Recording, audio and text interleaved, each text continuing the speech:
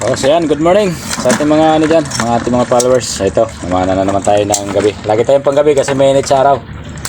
So ayan, mga huli natin, no? Sari-sari yan, ang dami.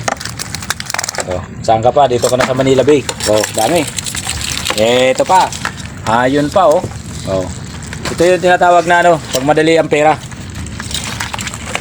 Sabi nga, naglilibang ka na, pero may sideline ka pa. Order na kayo. Pag madali ang pera, yan. Oh, dito lapu-lapu, ano lang. 300 lang isang kilo. Yung alimasag naman, 250 lang. Sa palengke, 500 yan. So mga kababayan, ito naman na tayo ng gabi. Kung napapansin nyo dito sa dagat, ang biya ang lalaki. O yan o. Yan ang mga huli namin biya. Mga pinana namin sa gabi. O, tingnan nyo yung biya. Di ba sa tabang, iba rin yung biya sa tabang.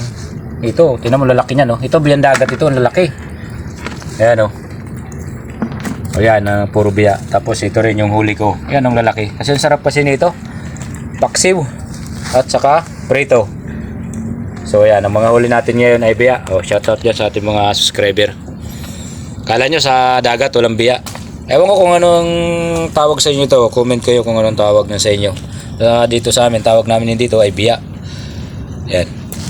Tapos marami pa tayong huli. Ayan, mga lapu-lapu. Ito. O yan. O dito, pag bibili kayo dito ng lapu-lapu, ano lang yan? 300. O, 300 daw. Sabi ng isa ko nga, binili na daw sa 300. Yan. So, sa limango. O, mura din dito ang limango. Wag bibili kayo. Kasi sariling huli natin to. Kaya lang ang pinag-usapan natin dito yung biya sa dagat. Dami natin biya. Pero kung sa alimasag talagang grabe ang alimasag dito. Season kasi ngayon eh.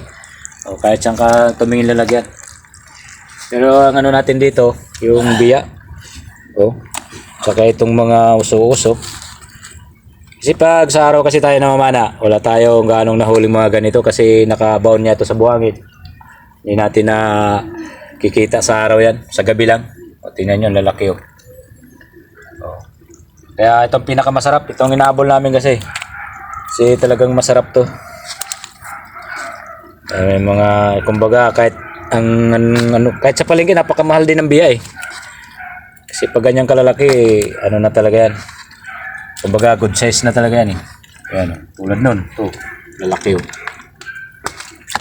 Yan ang pinakamasarap sa lahat, ang biya. Maraming luto dyan, paksiw, pangat.